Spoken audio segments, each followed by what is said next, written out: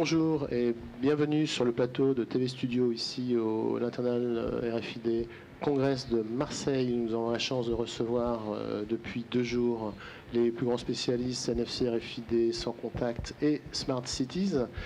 Et notre invité maintenant, c'est Nicolas de Guimont, qui est le responsable de la plateforme ConnectWave au Centre national de référence RFID, le fameux CERN RFID, qui nous reçoit ici. Un premier mot, la plateforme, tu peux nous la décrire, Nicolas ? Alors en 2 mots, la plateforme ConnectWave, c'est une plateforme de mise en valeur des objets connectés dans l'industrie. Comment capter l'innovation dans le grand public, l'innovation des objets connectés. On connaît les lunettes Google, les montres connectées, les instruments de mesure pour les sportifs connectés, et comment capter cette innovation pour la ramener dans l'industrie, sachant que l'industrie a aussi besoin de connecter ces objets. Ça, c'est la première partie. La deuxième partie, c'est comment transférer l'innovation d'une industrie vers une autre. Donc, comment telle industrie a connecté ces objets et comment telle autre peut utiliser cet exemple pour son propre usage. D'accord. Et depuis le lancement de mars, c'était début septembre, hein, le lancement de l'inauguration ? Oui, alors l'inauguration s'est faite en 2 fois, a commencé le 21 juin, et depuis, et là on continue ici à l'International RFID Congress. Donc après la grande inauguration politique du 21 juin, on a déjà reçu plus de 150 personnes, donc on est sur un très bon taux de visite. On reçoit des grands groupes, on reçoit des PME, des start-up, on reçoit en ce moment pas mal de politiques, de collectivités locales qui sont intéressées par cette nouvelle initiative sur le territoire d'Aix-Marseille. Donc on travaille aussi avec la French Tech pour mettre tout ça en musique. Donc on est très très satisfait du visitorat. On a eu aussi une journée de presse, donc voilà, on est très content. Sachant que c'est une plateforme itinérante, c'est-à-dire qu'elle est conçue pour pouvoir également s'exporter dans différentes conférences, différents shows. Exactement. Elle a d'abord commencé par être itinérante. Le concept de ConnectWave a été testé tout d'abord sur certains salons. On a commencé par le salon CART l'année dernière et on a continué toute la première partie de l'année 2015. Et depuis l'inauguration de fin juin, nous sommes allés sur un certain nombre de salons et nous continuons jusqu'à la fin de l'année. On a encore 3 salons, LuxPack, Supply Chain et le grand salon carte où on va animer un Innovation Playground sur 70 mètres carrés, donc un très grand espace où on va vraiment démontrer l'innovation dans les objets connectés. Alors pour avoir visité Rousset, la plateforme ConnectWave, ça vaut vraiment la peine d'y aller, mais pour les Parisiens, les Franciliens qui ne peuvent pas aller Rousset, voilà, faut aller à Carte pour voir une version itinérante de ConnectWave. La dernière question, donc, ConnectWave est abouti et lancé. Les prochains développements, en particulier pour 2016. Qu'est-ce que tu peux nous dire ? Alors, les prochains développements pour 2016, déjà, c'est trouver notre public. ConnectWave s'adresse aux grands groupes qui viennent chercher l'innovation et trouver comment l'adapter à leur processus industriel. Donc, ils vont pouvoir capter cette innovation d'un marché vers un autre. On parlait de faire cette pervasion d'un marché vers l'autre. Voilà, venir capter l'innovation, comprendre comment l'innovation du grand public peut les aider. Aider aussi les entreprises à faire la promotion de leurs solutions.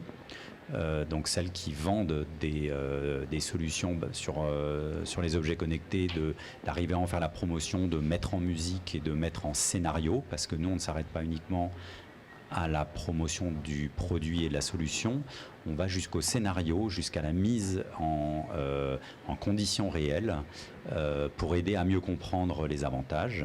Et enfin, on a aussi les entreprises qui font ces développements-là, qui vont chercher des idées chez d'autres, chez des concurrents ou des partenaires.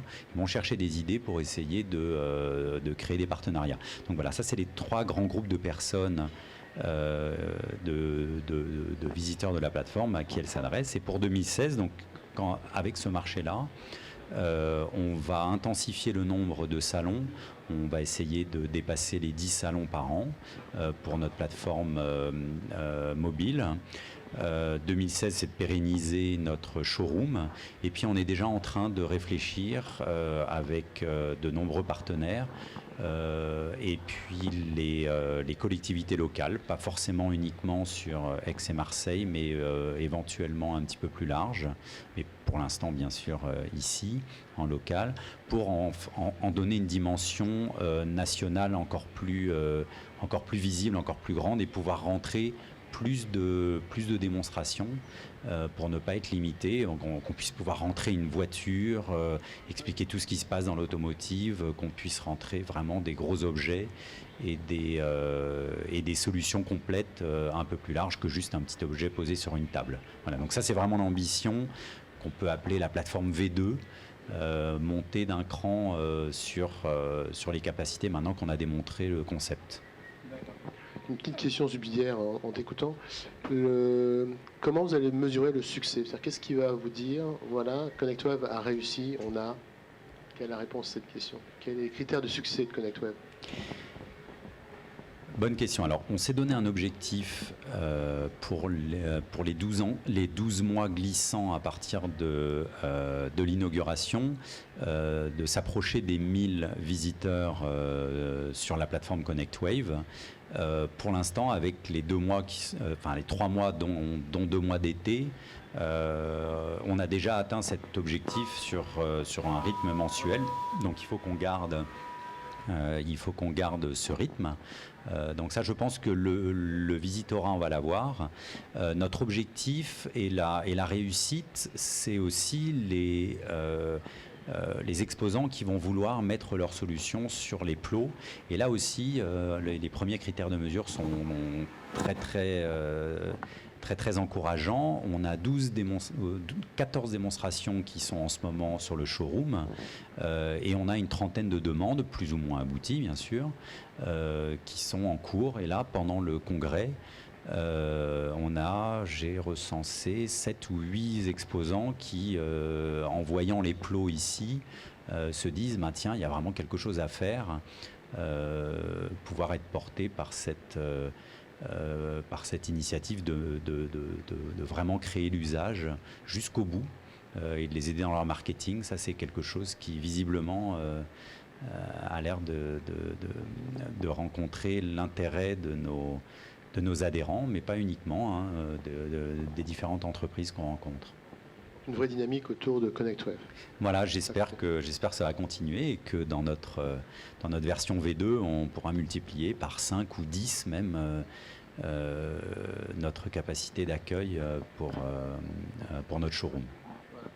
Et donc, merci Nicolas. Donc, pour les gens qui n'ont pas encore visité le ConnectWave, c'est au Rousset, c'est facile à trouver et vous avez toutes les personnes du CNRFID pour vous répondre sur la location et ça vaut la peine. Moi, j'y étais, je peux vous le confirmer. Et puis, pour les Parisiens, vous avez carte début novembre dans laquelle vous verrez la version itinérante. Merci Nicolas. Merci Pierre.